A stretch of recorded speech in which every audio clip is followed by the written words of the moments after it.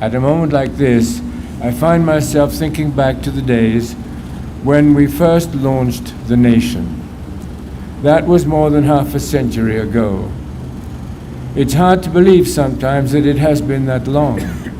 And frankly, it is even harder to believe that so much time has passed since my childhood days here in Kenya and my continuing early visits to this country. When I think back to the founding of the nation, and when I reflect on how much has changed and how far we have come, I think especially about the hopes and the dreams with which we launched this company.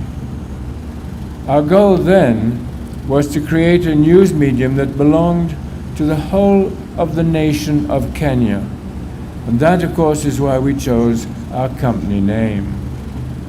That dream moved ahead in a big way when we took the company to the public shareholding market, so that today a majority of the nation's shares are owned by the general public of Kenya.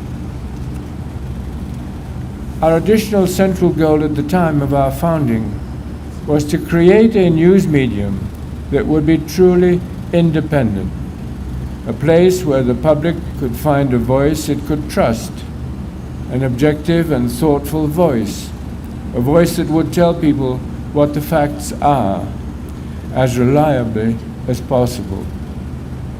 Our goal was not to tell people what to think, but to give them reliable information so that they could think more clearly for themselves. All over the world, the number of media voices is exploding. Websites, bloggers, and social media voices multiply every day. The result is often a wild mix of messages: good information, bad information, superficial impressions, fleeting images, and a good deal of confusion and conflict. And this is true all over the world. On top of that, this is also a time when public emotions and political sentiments are intensifying and even polarizing, again, all over the world. The result, some people say, is that we live in a post-fact society. Yes, a post-fact society. It's not just that everyone feels entitled to his or her own opinion. That's a good thing. But the problem comes when people feel that they are entitled to their own facts. What is true too often can then depend not on what actually happened, but on whose side you are. Our search for the truth can then become less important than our allegiance to a cause, an ideology, for example, or a political party, or a tribal or religious identity, or a pro-government or opposition outlook. And so, publics all over the world can begin to fragment, and societies can drift into deadlock. In such a world, it is absolutely critical more than ever that the public should have somewhere to turn for reliable, balanced, objective, and accurate information as best as it can be discovered. No one, including the Nation Media Group, will ever be able to do that perfectly, but it is critically important that all of us should try.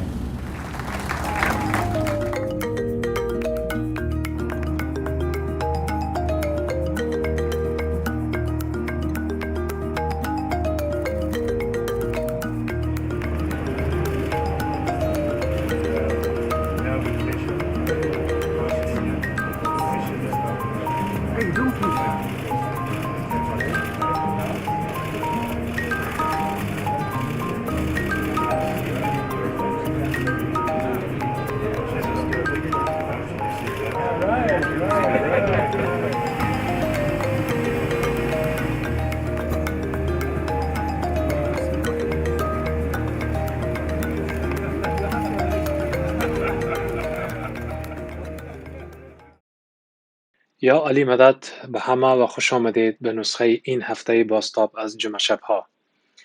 این یک افتخار بزرگ است که امشب در جمعه شبها هستم.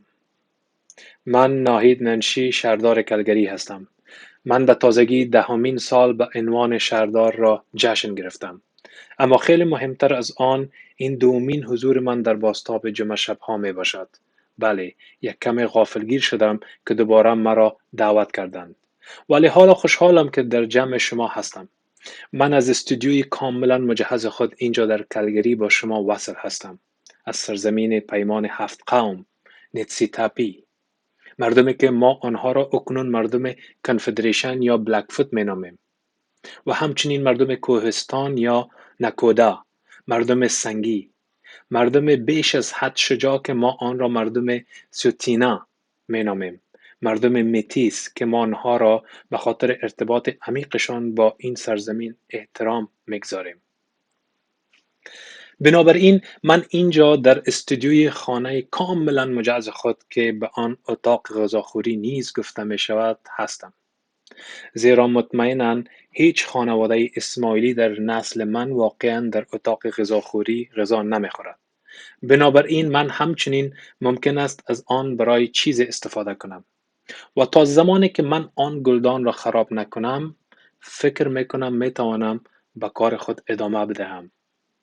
چای و ناشتای خود را بگیرید و بیایید در مورد بازتاب‌های این هفته صحبت کنیم.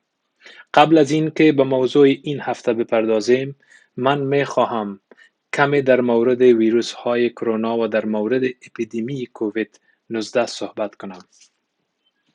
9 ماه میگذرد که ما این زندگی کاملا متفاوت را داریم.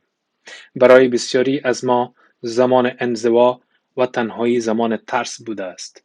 برای من و برخی از ما، از جمله من و خانواده هم، میدانم که بازگشایی جماعتخانه ها برای آن زمانهایی که قادر به گذراندن آن بودیم نعمت چشمگیری بود. اما در نهایت ما زندگی کاملا متفاوتی داریم و ممکن است که از این بابت احساس بدی داشته باشید. عزاداری برای چیزهایی که از دست داده ایم اشکالی ندارد. ناراحت بودن اشکال ندارد. این فقط احساس انسانی است. اما همچنین باید به یاد داشته باشیم این است که ما کارهای بیشتری برای انجام کار مشترک داریم. ما هنوز آنجا نیستیم و حتی در حالی که اعلامیه اخیر مبنی بر نزدیک بودن واکسن به معنای آن است که میتوان آن طرف رودخانه را از روی پل مشاهده کنیم. اما باید روی پل بمانیم. اگر در آب بیفتیم این فایده ندارد. بنابراین من میدانم که مردم در سراسر کانادا با سیاست‌های مختلف دولت و محدودیت‌های مختلف روبرو هستند. اما لازم است که برای همه ما چیزی بگویم. این است که وقت نوع دیگری از بلایای طبیعی داریم و دچار سیل یا آتش سوزی می شویم، کار از دست ما بر نمی آید. هیچ یک از ما نمی تواند باران یا آتش را کنترل کند، اما در همگیری شیوع همگیری در دست خود ماست. این در دستان پاک ماست. بنابراین لازم است به همه یادآوری کنم که نظم و دیسیپلین بهترین واکسن است و ما باید نظم و انضباط خود را ادامه دهیم. این بدان معنی است که دستهای خود را بشویید، سرفه های خود را بپوشانید تا از بهداشت مناسب برخوردار باشید. این بدان معنا است که فاصله جسمی خود را 6 فیت یا 2 متر حفظ کنید. هر زمان در جمع هستید، هر زمان که قرار است در این فاصله 2 متری دیگران باشید، از ماسک استفاده کنید. و من قصد دارم 2 چیز دیگر اضافه کنم. مورد بعدی تزریق واکسن انفلوانزا است. انفلوانزا هیچ ارتباطی با کووید 19 ندارد. اما اگر واکسن انفلوانزا بگیرید، به این معناست که احتمال ابتلا به انفلوانزا کمتر می شود و در مزدحمترین فصل سال نیز به مراقبت پزشکی نداشته و غلبه بر سیستم بهداشتی دارید. و دیگر این که وقت آن است که از این لاک خود را بیرون کنیم. وقت آن است که در مورد تک تک تصمیماتی که میگیرید خوب فکر کنید. آیا این کار درست برای انجام دادن است؟ آیا حالا باید این کار را انجام دهم؟ در اینجا در آلبرتا نخست وزیر بسیار واضح گفته است اگر آن شخص در خانه شما زندگی نکند نباید در خانه شما باشد. ما باید گروه خود را کوچک نگه داریم. ما باید اطمینان حاصل کنیم که همه کارها را برای جلوگیری از رفتارهای پرخطر انجام می دهیم تا کسانی که باید به محل کار خود بروند، کسانی که خدمات ضروری ارائه می دهند که نمی توانند از خانه کار کنند، توانایی انجام چنین کار را داشته باشند. ما باید بتوانیم سخت کار کنیم تا در مناطقی که مکاتب باز است بتوانیم آن را برای دانش آموزان خود باز نگه داریم. بنابراین برای بسیاری از ماها من همین حرف را میزنم و میخواهم دوباره آن را بگویم. این در مورد دست تمیز است. این در مورد بهداشت خوب، اما واضح‌تر در مورد فکر کردن در مورد تک تک تصمیماتی است که با لنز کووید میگیریم و این در مورد قلب باز، مهربانی و مهرورزی و هر روز مراقبت از یکی دیگر است، زیرا ما از این طریق همه چیز اینجا با هم در این سرزمین داریم. پس یک جا و با هم این مسئله و مشکلات را مدیریت خواهیم کرد و از پس آن برخواهیم آمد. من از موضوع امشب بسیار هیجان زده هستم. موضوع امشب واقعیت و داستان و نقش رسانه‌ها در دموکراسی است. اکنون یکی از دلایلی که من از این موضوع هیجان زده شده ام این است که می توانم هیئت از روزنامه‌نگاران و همچنین زین را به صحبت وادارم. ما به این موضوع رسیدگی خواهیم کرد. من معمولا در انتهای دیگر این سوالات هستم. معمولا سوال سخت از من می شود. بنابراین بیایید ببینیم که برعکس چگونه کار میکنم. این یک مسئله واقعا مهم برای همه ما است که اکنون باید در جوامع خود به آن فکر کنیم. مطمئنا بسیاری از ما به خاطر انتخابات ایالات متحده به صفحه تلویزیون چسبیده هستیم. آیا از آریزونا خبری هست یا تا به حال نه؟ آیا اخبار کجا قرار است برود؟ بعد از انتخابات چه اتفاقی میافتد؟ چه اتفاقی میافتد اگر کسی قبول نکند؟ اما چیزی بسیار عمیق‌تر از آن در رابطه با مکالمه و دیالوگ است که ما آن را به عنوان یک اجتماع با هم داریم. چطور شد که نهادهای رسانه‌ای که گرد هم آمده اند تا داستانهای ما را بازگو کنند و به ما کمک کنند تا به عنوان یک جامعه پیش برویم، اکنون به عنوان این که اخبار جعلی در خور مردم میدهند مورد تمسخر قرار گیرند. مردم به آنها اعتماد ندارند. مردم به شبکه‌های اجتماعی مراجعه میکنند. مردم برای تعیین نظرات خود در دنیای پست واقعیت یا پست فکت زندگی میکنند و چگونه این اتفاق میافتد و نقش جامعه ما در اطمینان از تقویت دموکراسی ما چیست؟ نقش رسانه‌ها در اطمینان از تقویت دموکراسی چیست؟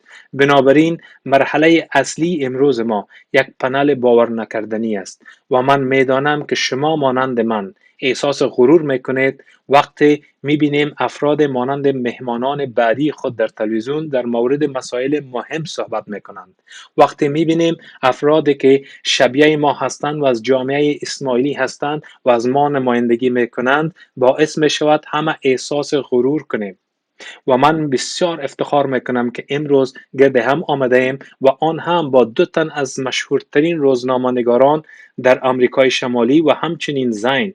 بنابراین امشب ما از علی ولشی میشنویم. میدانید علی ولشی کانادایی ساکن شهر نیویورک است؟ وی در CNN کار کرده است. او نمایش خود را در الجزیره آمریکا داشت.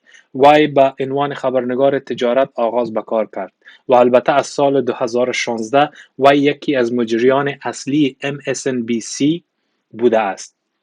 و اخیراً تعداد زیادی از شما او را دیده اید. او چند داستان آزاردهنده در مورد معنای روزنامه نگاری در زمان اخبار جعلی دارد. ما فرا ناصر را نیز با خود داریم. برای کسانی که در تورنتو هستید میدانید که او یکی از معتبرترین صداهای اخبار محلی است. در تورنتو مجری اخبار گلوبال نیوز در ساعت 5:30 و 6 عصر است.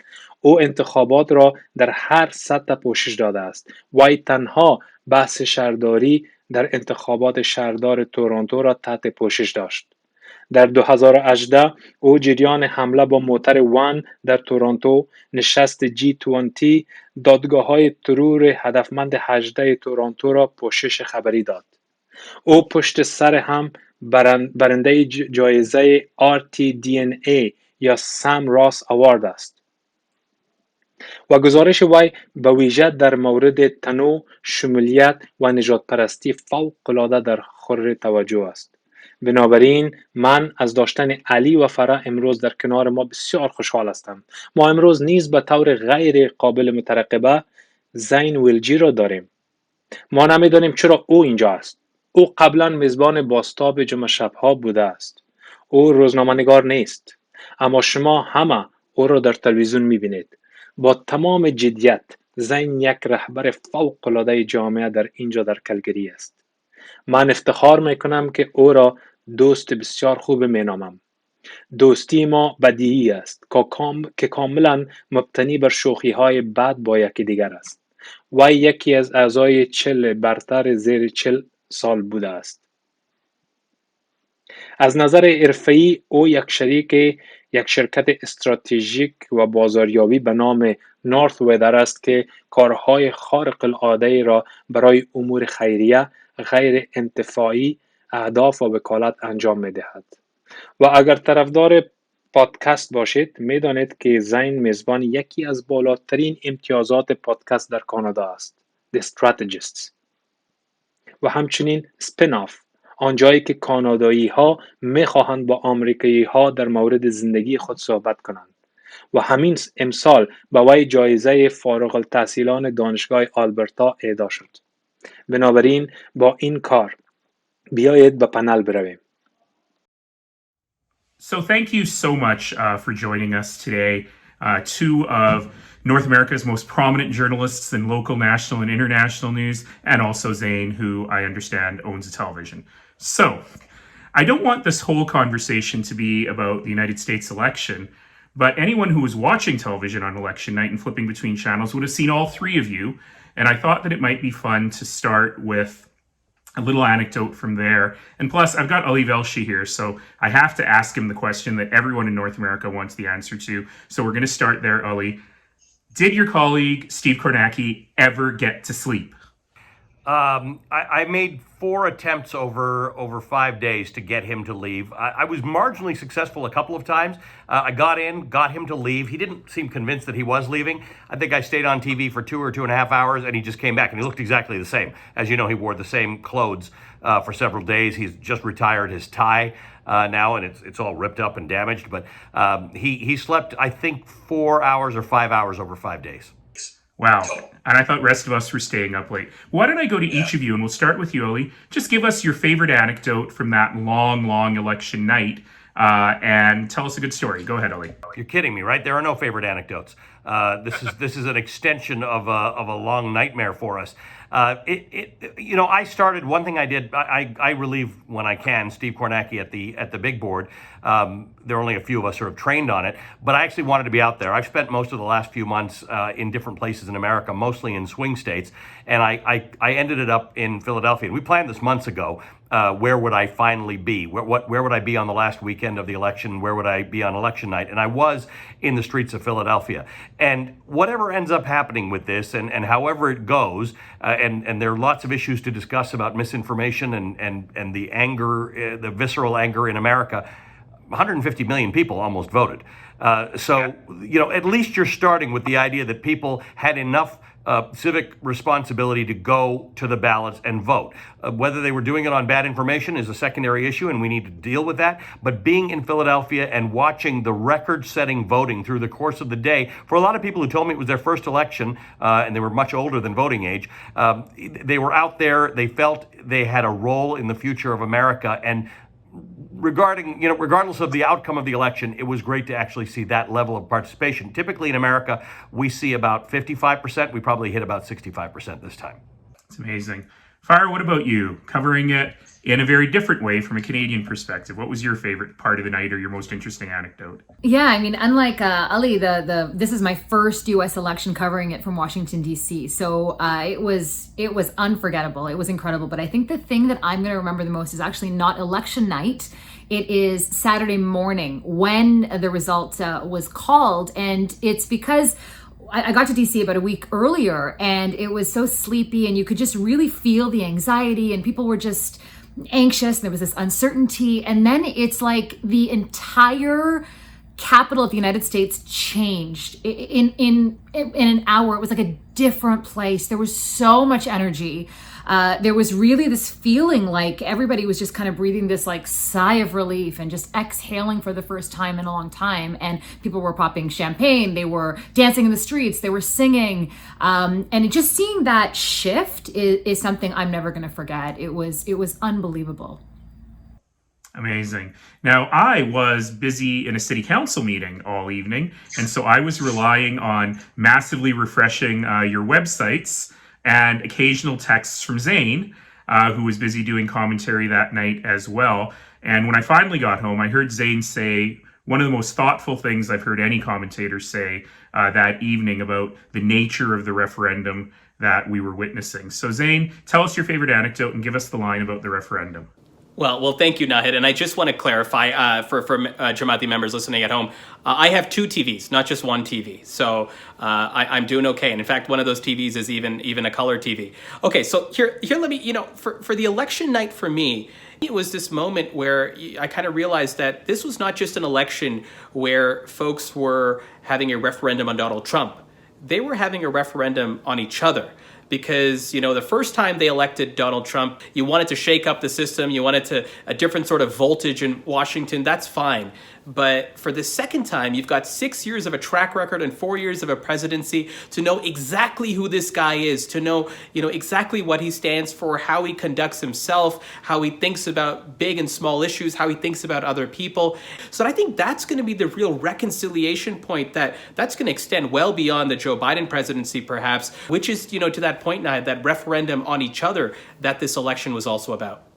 And that's really where I want to take a little jump, if I may. We've got with us some incredibly accomplished people, and I know as an Ismaili community, we're also very proud of you, and we feel a little bit of pride when we see you on the air telling these important stories. But we live in a strange media world. So I just celebrated my 10th anniversary as the mayor of Calgary, believe it or not. And when I started in the first year, I had a full press gallery. They sit in windows, in little offices with windows that overlook the council chamber. As of this election, the entire City Hall press gallery in Canada's third largest city was down to 3 full-time reporters, all of whom had to cover other things from time to time. We're up to 4 now. Thank you, Global. We've added a City Hall reporter. But we've gone from 10 or 12 or 15 people who covered City Hall every single day to 3 people. And they're great reporters, but their job is just stenographer. All they can do is say, and council voted on this and council voted on that. They don't have the time or the ability to get deep into the stories. So I'm wondering, and I'd love your perspective, and we'll start with Farah about this. Have the changes and the cutbacks in media and how we think about media led to, in some way, the situation that Zain is talking about of an oversimplified, overly divided community that doesn't see nuance in the conversations that we're trying to have? So Farah, your thoughts? I'm really glad you brought that up, because I think the idea of news deserts is real. There are areas now in this country that don't have coverage, that don't have any news coverage at all. So that, first of all, is problematic. We know what an important facet of democracy media is. I mean, and Walter Cronkite said it is democracy. So that in itself is really important. We've also at the same time noticed, Naheed, maybe you're answering questions at your press conference, but here in Ontario, you're on a phone line trying to get information from a politician, and you're waiting on hold for several hours before you can even get an answer. And then you're not even really, it's not the same being in person to kind of hold people accountable and get that response. So I think that in itself is a really different way of covering the news, right, than we're used to.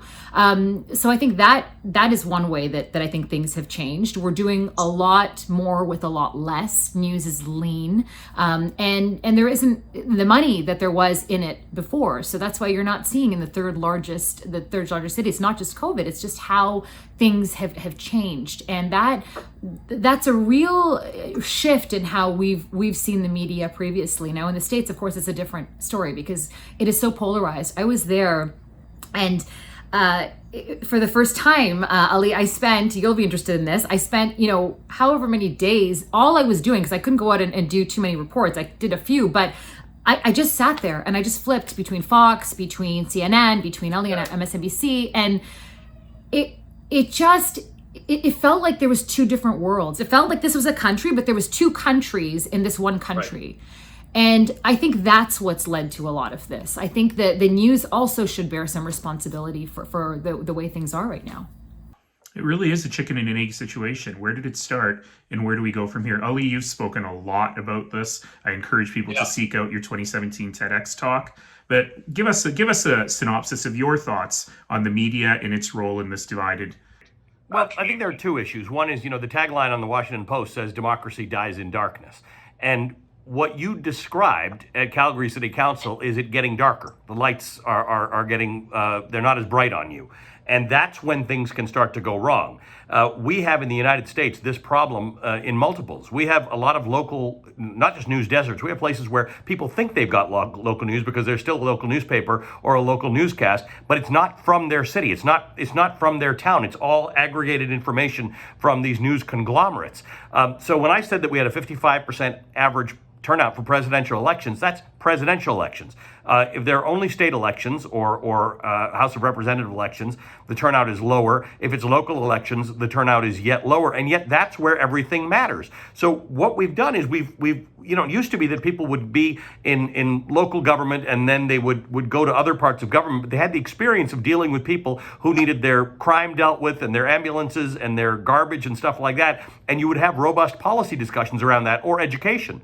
Well, now we don't have robust policy discussions around policy issues. If you followed American media for the last 4 years, it is very high level stuff that doesn't necessarily affect individuals. And then suddenly you have something like George Floyd or the police brutality issues that we faced in the last 6 months. And that becomes very real to people. Then it's about policing and then it's about local stuff. But you realize, as we did with Ferguson, Missouri 6 years ago, that 2/3 of the population of Ferguson was African American, but there was only one member of the 5-member city council and only one African American police officer, because people don't pay attention to what's going on locally. And part of that is because we don't cover what's going on locally. So unless you're kind of nerdy and into local politics, you don't follow that stuff. And you're in the 3rd largest city in Canada. So imagine what happens in littler towns, which America is made of. So I think there are two issues. We don't have the commitment to news on that level. We don't have a commitment to policy discussions on that level. And then the things that Farah talks about, in that this is not the world's most lucrative thing for a lot of people to get into. So, it just becomes easier to sit at your desk. And so many journalists now are just desk jockeys, right? They've got a computer, they sit where they are, and they churn out stories, much of which is opinion or based on some phone calls. It is the dimming of the lights on democracy. And I think we have to take it very seriously. Oh, I think it's absolutely clear that the erosion of local is turning people to more national and international tribes, right? So, when we see, and you and I have experienced this, right, in the political trenches, when we don't have local journalists covering the day-to-day beat, what ends up happening in many cases is that opinion starts driving narrative. Opinion pieces literally drove narratives, and that's fine. There's nothing wrong with opinion pieces, but the fact is that when you don't have journalists kind of covering the day-to-day beat of what's going on, you can have certain narratives that start taking fold. Then you start compounding that when people don't have a local news node to access, they try to find their tribe somewhere else. They try to find it through social. They try to find it online. And they try to find that tribe that is not necessarily about seeking new information. It's about satiating the worldview that they already have. And this is where we get into the complicated, factors of social media, which in 2008 was really nice and rosy to kind of, put out your information, have conversations with. Well, let's be clear, in the 2020 environment, it's behavioral modification. And that's what we're ultimately finding, is that people start getting into narrower and narrower silos, which increase the fractures more and more that present themselves. So the ripple effects, or the butterfly effects of not having local, which then gets driven by narrative, which then tries to get you to find more of that particular narrative online and then find a tribe, is the path we've seen millions upon millions of people go down, which is potentially one of the hypotheses of the political fracturing we've seen on both sides of our collective borders. So Farah, you've come from local. You are one of the most trusted faces of local news in your city in Toronto. Talk about that. Talk about local and telling the stories that matter to us on the ground in our communities. Well, even to the extent when we're talking about, a fractured country, or we're talking about divisions, I mean, I've pushed the boundaries in some ways, talking about race, and bringing stories that aren't told on the local news. And it hasn't been easy, because there are a lot of people who, to me, I feel like I'm holding a mirror up to what's happening in society, but there are people who don't want to hear what the truth is, right? So that can be very difficult as well. So we're talking about COVID, for example, and how racialized communities are more impacted by COVID. Well, there's people who don't want to hear that. They don't want to hear that, healthcare is different for somebody that doesn't look like you, or that, there's discrimination in hockey, for example. I remember I did a story on that, and the amount of hate mail I got after that was, I was not expecting that type of flood. So I think that, there still is this really polarized view where people think that you're still in a way fake news, or you're still biased in your reporting, when really you're just showing people what's out there that maybe it wasn't shown before. So it's difficult. I mean, I'll get 3 messages in the day on the same story. One will say, you're a left-wing hack, and one will say your right wing is showing, and one will call me fake news. So, and it's not just me. I mean, this happens to everybody. I can't even imagine what Ali goes through. So it's a very challenging time to do this job, especially when a certain someone has made a journalist, public enemy number one. I want to come back to the issue of fake news, and I don't really mean fake news, but I mean the branding of fake news. But I don't want to leave this issue of racism. As people of color who've aspired to the top of your positions, who are there on our televisions, I think you have a unique perspective on this. But in the midst of the George Floyd stuff in the summer, in the midst of the Black Lives Matter movement, I had 2 fascinating conversations. They were each over an hour and a half long, with the publisher of the local newspaper and with the managing editor of one of the local news stations. And the conversations were about casual racism, or institutional racism, if you prefer, in how we tell our stories. So for Remembrance Day, for example, on the CBC, there was a story about a U.S. war veteran who was doing a nice thing, cycling to all the war monuments in Calgary on Remembrance Day. And in the very first line, they said, "A proud Sikh and a soldier." And I thought to myself, well, his name is Singh and he wears a turban. People can probably connect the dots. What does his being a Sikh have to do with it? And it was just one example of the kinds of deconstructionist narratives, if I can sound all academic for a moment, that we have to think about in terms of how we tell stories. And Farah, you've really been a trailblazer in this, in so many ways, helping people see, especially in a city as diverse as Toronto, their country in a new way. But what does that work like institutionally? Does the media understand that we've been telling stories of the powerful and we need to get off of the sort of the National Geographic 1950s special when we tell stories of people who don't look the same? Look, I will be honest, I think it took for all of this to happen, this racial reckoning to take place, for things to change. I mean, I politely laughed at comments made 5 years ago that I would never laugh at now, that I would call people out, that I would have the courage to call people out on now. And I think that says a lot. But we have to remember that though you're watching television and you're seeing bylines that have names that are, ethnic, that you're comfortable with, most of the people that are still running everything don't come from there. It's going to take time, though. I think things are changing. I'm very optimistic about the future. I mean, even when we started out, like Ali was the only one I could go to ask advice. There was nobody who looked like me on camera. I remember he was working on a business show, a business channel then, and it wasn't even, I didn't even want to do business. So, but it was the only one. And now when we look at the amount of smileys that are out there that are, it gives me goosebumps just talking about it. So I think that we are moving in the right direction. I think things are changing, but certainly discrimination has existed in our industry. I'm sure many places it certainly does, but it took for this to make change, and there will be change. Oh, I want to go so deep on this question. I want to talk about accents, and I want to talk about the voices that we value and that we don't value. But I will, at this point, disclose a secret, which is that Farah mentioned all of these Smileys who are working in media now, and there are a lot of them now. So on the night of the Canadian election, Zain, of course, being Zain, started a little text group of all of the Smileys who were on TV that night. Of course, it's called the Farah Nasser Fan Club, just saying. But tonight, Ali, as you answer the question about racism within the media, I'm also putting you on the spot. I would love that. Will you join the Farah Nasser Fan Club? So every time I talk to Farah or see her or exchange a message with her, I'm glad to hear that story, because I remember it when I was starting out, and it was yet harder.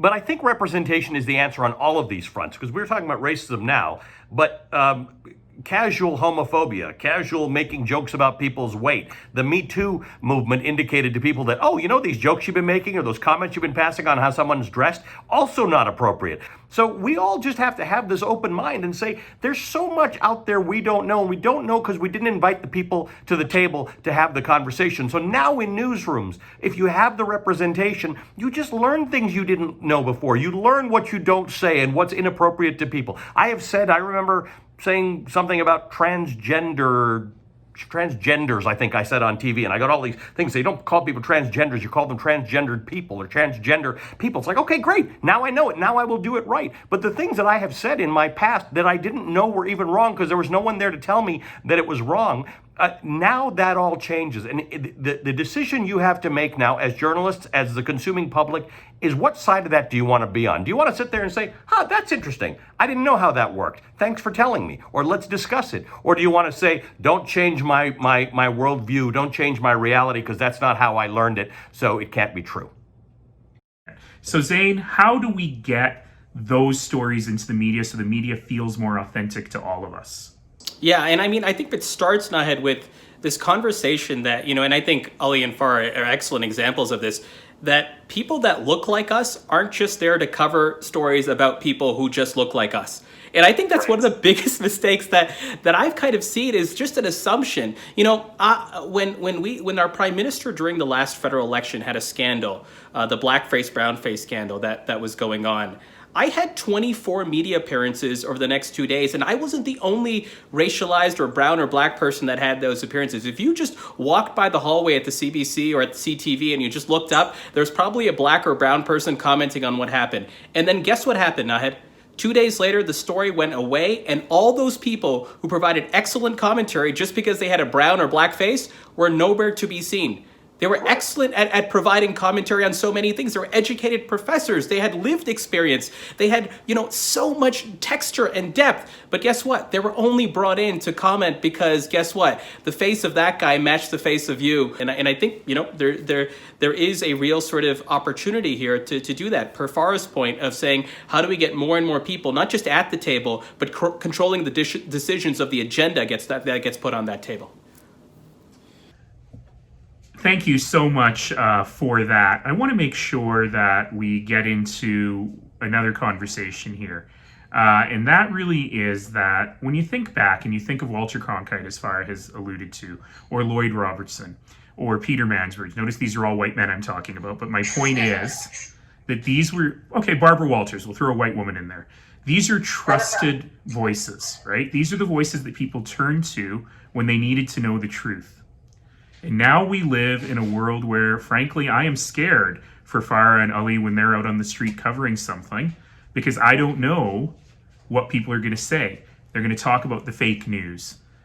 First of all, I'd like a personal perspective on how does that make you feel as a journalist, as someone who's engaged in this work, whose passion is to tell these stories. But second of all, how did we get here? And how do we restore trust in our institutions, but particularly in the media? Because I, for one, believe you can't have a healthy democracy without trust and faith in media. So Farah, I'll go to you first. You know, I wrote a lot of notes on this because I think we all have a role to play here. So for government, I think it's supporting media. So as we've seen, we talked about this news deserts concept, the idea that, you know, some of these media organizations, they need some help in certain areas. As you mentioned, I mean, it's a part of a healthy democracy. It benefits all of us. So that's a big thing. Citizens, get perspective. Learn from other people. Watch perspectives that are not your own. I mean, I spend most of my time in the United States actually watching Fox News to try to understand how people feel, a perspective that we don't normally get in Canada. And also, we need to educate our kids. Media literacy is so important. We need to teach our kids what fake news is, what misinformation is. And as journalists, we need to do a better idea. And this is for the next generation, but also for our viewers, to really teach them what the difference is between a pundit, between a journalist, between a commentator, because these are key differences. When you're watching the news and you're watching CNN late at night or you're watching it during the day, it's very different. And I think people don't really understand that. I think that's being lost on a lot of people. Just like when you're flipping the newspaper and you see the editorial. I don't know if the general public, and especially our youngsters, if they really understand what the difference is. And I think it is so important to point that out. And I think it's also news organizations, we have to go back to our core values. I mean, our core values, this idea of, you know, transparency, integrity, these best practices that we grew up with, because I think in some cases we've gone away from that. And so I think there's really, again, a role to play for everybody. And there's a lot of work to do. Ali, I've read everywhere that you do fake news. Tell me about fake news. Well, it became a real problem because in May, you know, I was in Minneapolis covering the George Floyd protests, and at one point I was, you know, I got gassed a few times. I actually travel now with a kit that has a bulletproof vest, a mask, and a helmet, which I've never used in the United States before. I used to use that when I traveled overseas. I now have that for the United States. We got gassed a few times, and then at one point the police broke into a crowd that was marching. It was a completely peaceful march. I had been covering it for a few hours, and they gassed everybody, and we had masks, so most of the people left, and we were now at the front of the line, and I got shot by a rubber bullet. Now, I don't know what happened that night. I'm not really clear on it, and one day we'll have time to have a proper investigation. We were very clearly media, and we got shot. Then we retreated, and we came to another intersection where there were no people anymore because all the civilians had left because they were gassing everybody. So we were walking now, trying to get out. And we actually put our hands up and said, we're media. And the police said, we don't care, and they fired again. Nobody got hit that time because they're just bad shots. So, you know, Farah was talking about government support. I'd take not government antagonism at this point. It's unsafe. Now, I mean, I've done nothing but travel for the last 3 or 4 months. And we have to travel with security. We get threats. This is, as Farah said, when she met me, I was a business reporter, man. I did the stock market. What's with the threats? Nobody signed up for this stuff. We tell our stories, but when people say, and there's lots of valid criticism of why we are not trusted by people and why people don't see their stories reflected. But when you go down that line and you suggest that our job is to bear witness, to tell you things are happening, and then to hold power to account.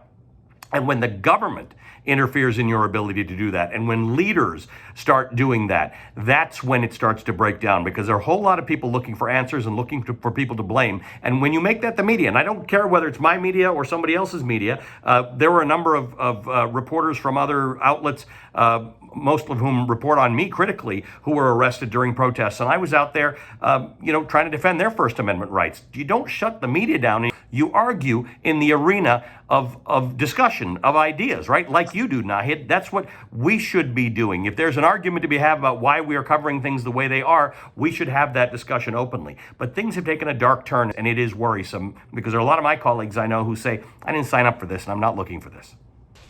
Thank you for sharing that story, Ali.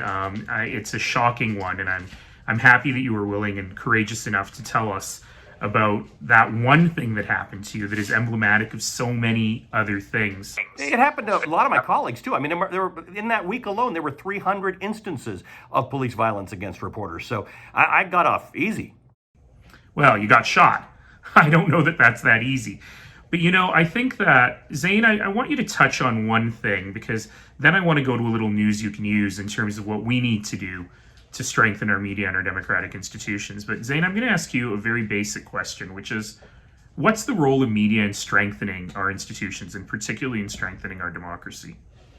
Yeah, and I think it's vital. I mean, it is one of the recipes in this cocktail of civil society, right? This ability to have a press that is free, that's able to voice the truth, that it does not have to be beholden to what I call the two sidesisms, right? One of the biggest things we've seen that at least in my observations of the last 4 years, is pushing the press to do two sides, right? It's not about covering both sides. It's having and giving the press the runway and the freedom to say, no, this is what's happening, right? The old adage, what was it? If it's raining outside, it's not about asking some person to say, is it raining or is it not raining? It's about going out and saying, is it raining or not yourself? And I think right now, certain political groups, certain advocacy groups, frankly, social media has pushed this two-sidesism into media outlets and journalistic organizations. And I think what we need, and this is not really a fault of their own, is to give these institutions a runway to say, go report the facts. As long as it's true, the wind and the people and the safeguards and the rail guards we built into our system are behind you to do that. So I think that's the main source, because, to Ali's point, and which is also like that Washington Post tagline that democracy dies in darkness. Really, if we have a press that is just there to report on both sides and let you make up your mind, so to speak, as has been the MO for various news organizations, then outright we are failing the civil society and the healthy discourse and the outright reporting of facts that we need to sustain a strong and robust civil society. The problem is, I feel like this other side is, I get that you can't report when there's horrible things happening. You can't report two sides. There aren't two sides. There's right and wrong in a way, right? There's one side when we're talking about race, inequality. But when I'm watching, correspondents or people like almost ridiculing the other side, I don't know what purpose that serves. I think if it's based on facts and evidence, that's one thing. But we are so divided right now. There needs to be a way to tell the stories that bring people together. Those beautiful moments where you hear that, somebody who's, a gun advocate is hugging somebody who's from Black Lives Matter. There has to be ways to tell those stories and bring people together. Because again, and when I was watching cable news, it was making fun of that other side. When Hillary Clinton called a bunch of blue collar workers deplorables and then lost the election, there was a reason. You alienate people, and that's not what we need right now. Ali, you've got a very unique perspective on this, given the variety of different media outlets you've worked in, and you find yourself now, of course, at MSNBC, which has a particular point of view, shall we say, or worldview. How do we reconcile these things? How do we reconcile the need to be fair and just in our reporting and our storytelling with the need to really call out bad things when they happen? So I think there's a bit of each of Farah and Zain's views on this that I think have to combine to make sense. To Zain's point, we need freedom to tell the stories as they are, and that comes from resources. The only way you bear witness is if you can actually fly someone to the border and look at those cages and tell you what's actually going on and interview people and follow their stories and do all that kind of stuff. And if you're just doing stuff from your desk and your computer, that's not going to get told. On the other side, Farah makes the point that, do we signpost for people what's commentary and what's opinion and what's news coverage? And I think we, and Naheed, from my fake news speech, my TEDx talk, that I feel that we've failed people for decades on that front. We don't signpost it, so people don't hear it. So I've spent the last 2-3 months out on the street talking to people, and I ask them, I go to different cities across America to ask people about their own personal experiences. What do I get? Bumper sticker, political stuff. I'm hearing from somebody on the streets of Kenosha, not about what happened in Kenosha last week that upset them, but I'm hearing something that Donald Trump said about it. I'm at the border wall in Arizona, talking to locals, and I'm hearing politicized polemic. And that's what the problem is, that the combination of not having local news, the idea that people don't form their own opinions on what happens around them, but they fall into these support groups on social media and in cable news, all contributes to the idea that if I take the runway that Zain says I deserve, which I will take every night, I take it, and I lose half the viewers who don't want to share that, who want their warm milk. They will go somewhere else, and they do go somewhere else. And I struggle with that. I wonder about that a lot. I'm 30 years into this career, and I wonder how we fix it, and I worry about what I've done to spoil it. You know, folks, I'm going to reveal a Friday Night Reflections production secret right now, which is we are filming this in a tight window of time when Farah, has just come off the air, and when Ali is about to go on the air.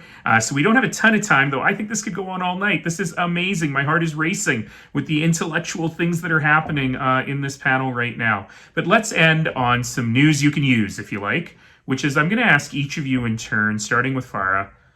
What do we as citizens do? How can we as citizens build our communities and our democracy? And how can the media play a role in that? But what can we do to support that kind of media that is community building? We'll start with Farah. I think with citizenry, it comes down to listening to the other perspective. It's going to be uncomfortable. It's not what you're going to want to hear. You're going to want to yell at the TV, but you need to know that this is how people feel. Why do they feel isolated? Why do they not want to wear masks because of COVID? Maybe they're worried about their business. Maybe they don't want to think it exists because they're losing money and they're bankrupt. Like there's always other reasons why people feel the way that they do. And I think it's important for all of us to really have empathy and understand. We are not going to agree with it, but it's important to understand where things come from. So that's one area. And I think, I'm a mom, I have 2 little kids. I think it is so crucial that we really educate this next generation. I'm very passionate about this idea of media literacy and explaining to them how things work. And as you're watching, point that out. Point that out to your teenage kids about who this person's giving their opinion. This is facts. What the difference is between those two. I've already started teaching my 7-year-old about the difference between fact and opinion. So I think those are 2 things we can do. And then as media organizations, again, we need to go back to these core values. The Nation Media Group, which we all know is very close to our hearts. One of their core values is news should not appease, augment, or respond to political commercial interests, and journalists should really test that so what factor. Why is this story important? Why does it matter to me? Why am I telling it? So what? And I think as journalists and as media organizations, we need to do better at that. I'd start with sitting down with your family, perhaps even your friends, and auditing the media diet that you have. At the end of the day, you are the media that you consume. And so I think it'd be a fascinating exploration as an extension to Farah's point, sitting down with your family and saying, what are we each consuming? You will be surprised where some of the folks in your family, where even your partner or your significant other might be getting their news from. It might be certain Twitter accounts you've never heard of, certain media outlets you have maybe not considered. So audit that and then try to, figure out verified sources. And then the second thing I'd say is around social media. We've discussed it a bit, but social media has really become a rage machine for many folks. Is it still a great distribution mechanism for news? Absolutely. But what we have to realize is that if you're not paying for it, you are the product.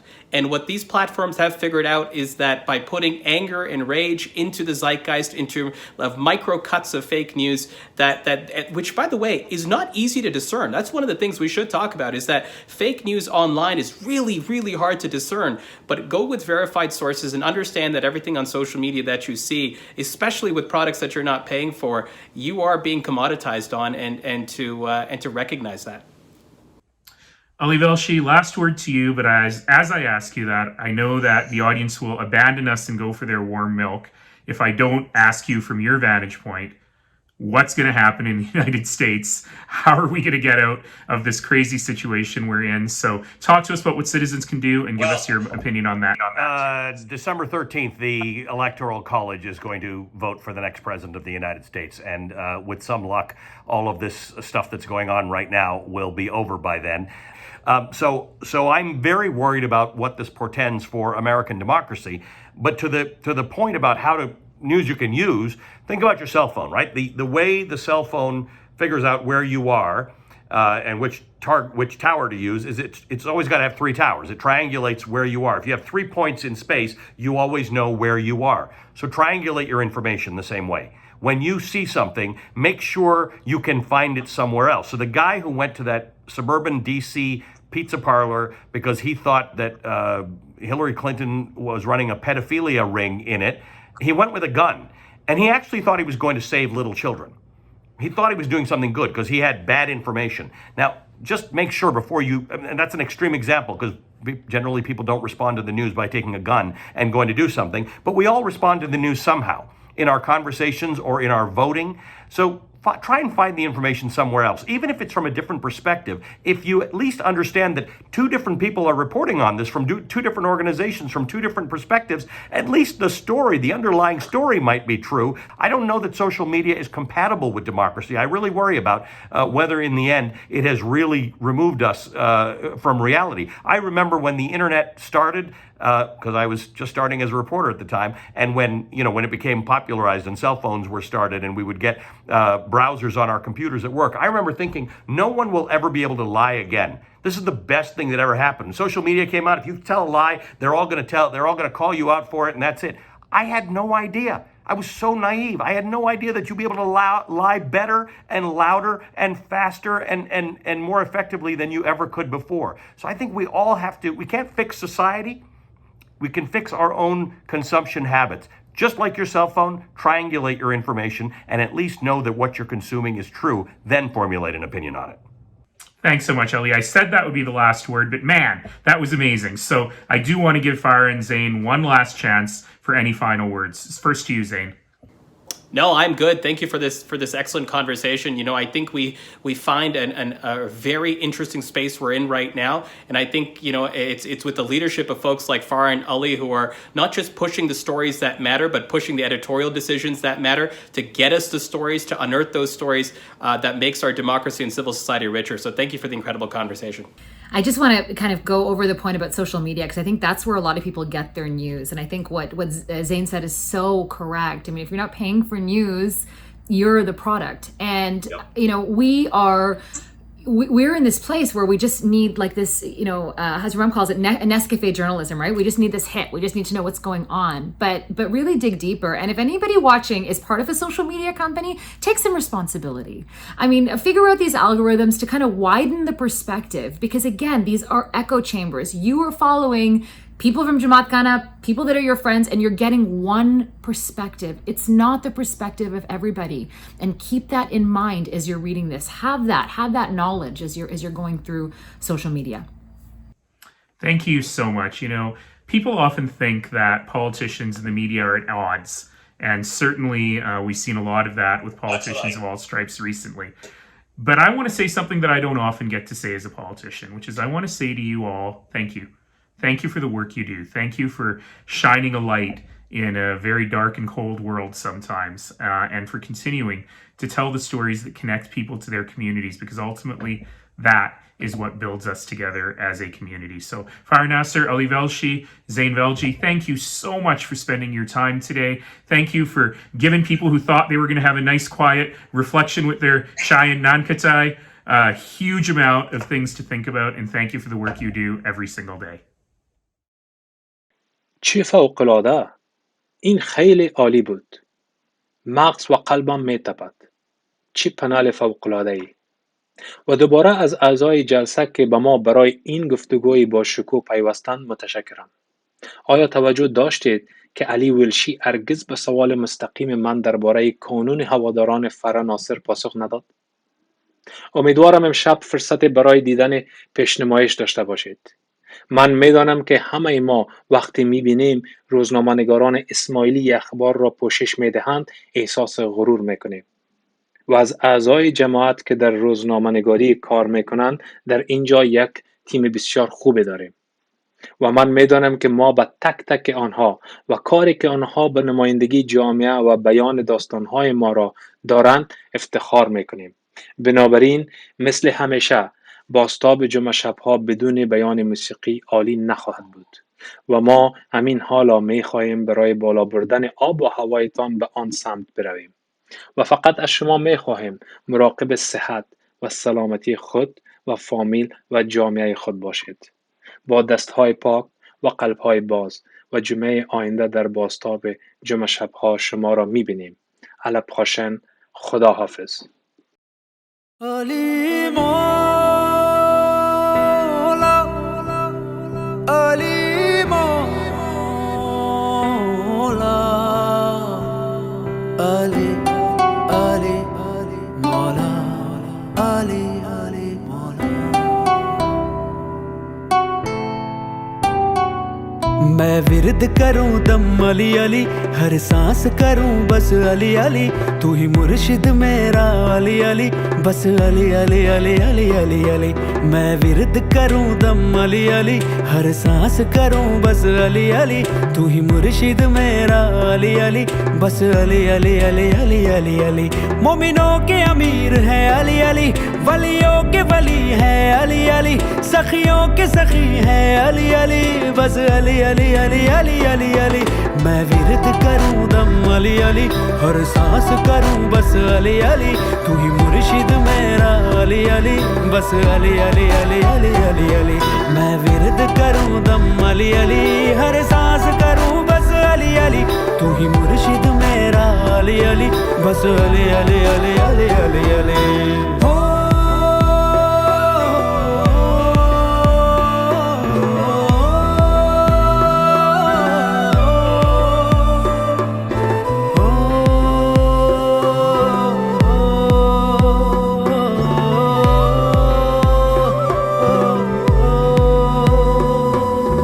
मस्ती में मैं तो तेरी झूमता रहूं, गली गली अब तो मैं घूमता रहूं, इश्क की मंजिल चढ़ता रहूं।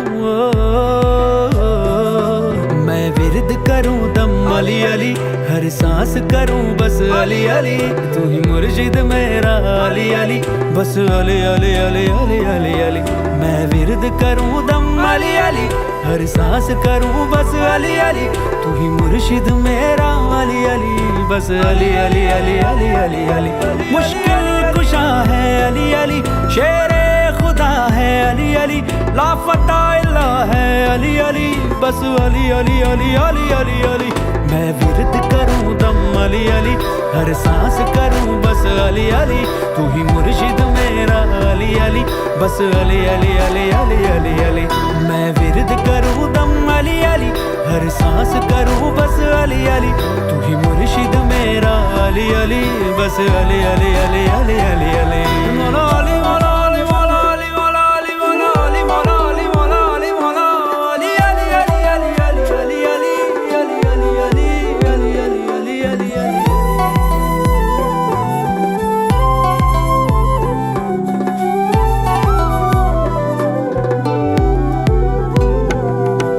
शाहे मर्दा तू ही, शेरे यज़दा तू ही क़ुव्वते परवरदिगार। दीन का वली बस तू ही, नबी का वज़ी बस तू ही है मेरे आका मौलाए कायनात। मैं विरद करूं दम अली अली, हर सांस करूं बस अली अली, तू ही मुर्शिद मेरा अली अली, बस अली अली अली अली अली अली। मैं विरद करूं दम अली अली, हर सांस करूं बस अली अली, तू ही मुर्शिद मेरा अली अली, बस अली अली अली अली अली अली। मोमिनों के अमीर है अली अली, वलियों के वली है अली अली, सखियों के सखी है अली अली, बस अली अली अली अली अली अली। मैं विरद करूं दम अली अली, हर सांस करूं बस अली अली, तू ही मुर्शिद मेरा अली अली, बस अली अली अली अली अली अली। मैं विरद करूं दम अली अली, हर सांस करूं बस अली अली, तू ही मुर्शिद मेरा अली अली, बस अली अली